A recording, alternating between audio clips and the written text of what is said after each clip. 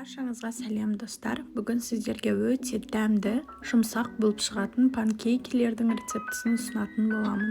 Ол үшін бізге сүт, ұн, сары май, разрыхлитель, шекер және бір жұмыртқа қажет.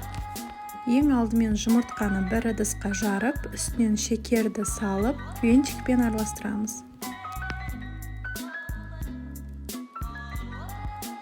Масса аппақ көпіршікті болғанға дейін араластырамыз. Үстінен жылы сүтімізді құйып, тағы да араластырамыз.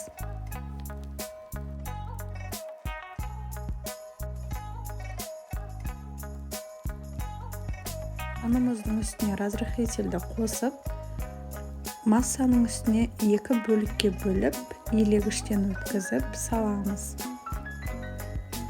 Содан кейін массаға ерітілген сары майды салып, бір келкі масса болғанға дейін араластырамыз. Біздің қамырымыз осымен дайын. Панкейкілерді ыстық майсыз табада пісіріп аламыз. Астындағы от орташа дәрежеде жанып тұруы қажет. Үстінен көпіршіктер шыға бастағанда панкейкімізді аударамыз. Осындай екі жағы әдемі болып піседі. Кейіннен үстінен сахарный пудраны сеуіп, қалаған жидектеріңізбен безендіріп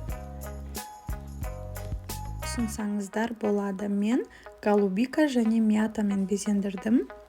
Панкейкіміз осындай жұмсақ, нәп-нәзік болып, іші толықтай пісіп, өте дәмді болып шықты. Жасап көріңіздер.